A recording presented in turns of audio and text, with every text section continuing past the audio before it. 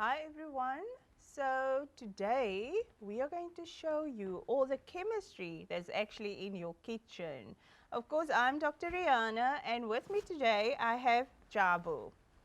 So what are we going to do today? We are going to teach you a bit about acids and bases.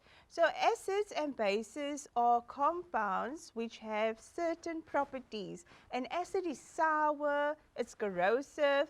Do not touch it, do not smell it, do not taste it, don't do it. Unless it's very safe acids, as we're going to show you now.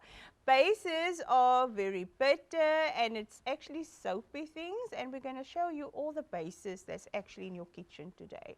So you can go to your kitchen, you can choose any of the items in your kitchen. So if you want to see the acidity of the milk that you drink every day or the gas cold drinks that you love to drink every day, this is the experiment that you're going to do.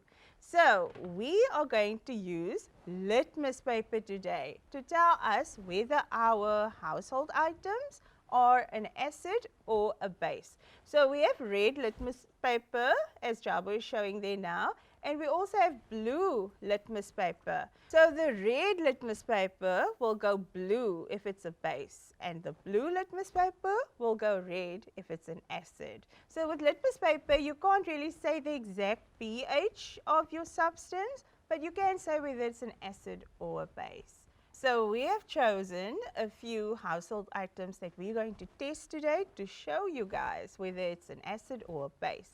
How did we prepare these samples? We used vials, but you can use glasses or bowls. You can use anything. What you want to do is you want to add some of your product to water so that you can make a solution. And if you can see here in front, we have made several solutions of the products we want to test today. So Jabu is going to test our first item for us, and of course this is something he loves a lot. He loves it.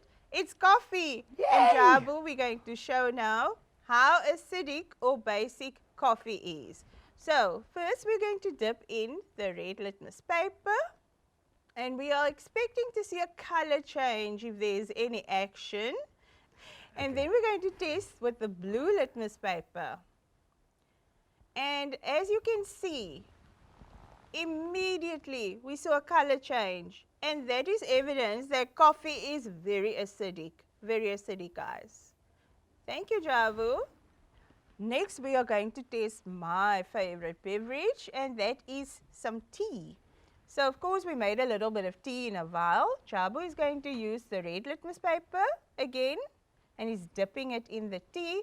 We can see there's really not much happening there. So what happens when we add the blue litmus paper?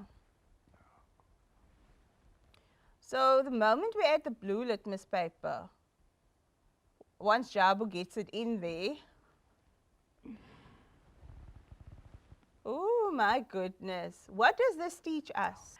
It teaches us drink tea, not coffee. That's a joke, you can drink what you want to drink. But yes, the tea is quite neutral. So the next item we'll taste is vinegar. Of course, this is acetic acid, and it's the vinegar you eat on your fish and chips, guys. The red litmus paper is clear, nothing has happened, so it's not a base. And of course, the blue litmus paper immediately went red. The word says acid, vinegar, acetic acid, so we expected that to be acidic actually. So of course, because your blue litmus paper went red, we have confirmed that this is indeed an acid from its name, acetic acid. The next item we're going to test is washing powder. Now washing powder, it's already soapy, that must give you a clue.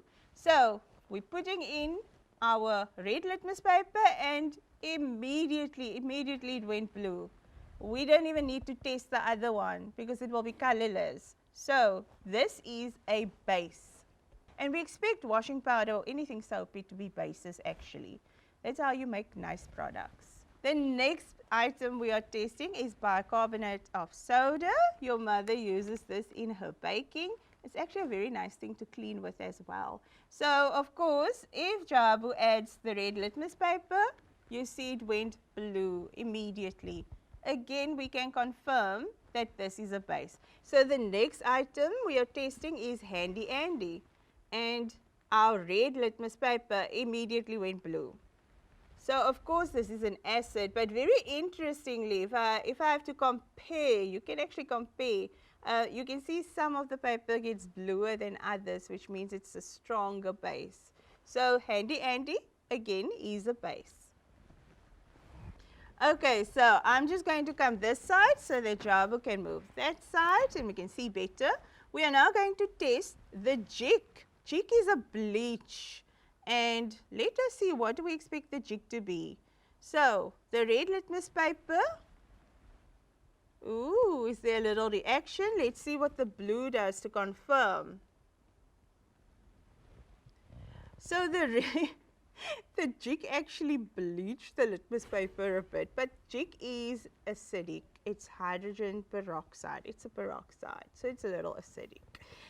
Our next item we are testing, of course, is going to be toothpaste. So toothpaste, let us see. Red litmus paper, nothing. Blue litmus paper, I expect it to be pink, eh? It's a little pink because, I mean, it's soapy, so it's a base. So I hope you guys can see the properties of acids and bases. So apple juice, you guys, apple juice, shame, it's not specifically apple juice, but any juice. Let us see, is it acidic, is it basic, is it neutral, is it okay? Ooh. As you can see, it immediately went super pink. Yeah. So, yeah, your apple juice is quite acidic. Guys, if you drink juice, just dilute it a bit with a little water. It's better for you. And then our next item is lemon juice. We all know lemons are acidic. So I don't expect to see a color change there with the pink.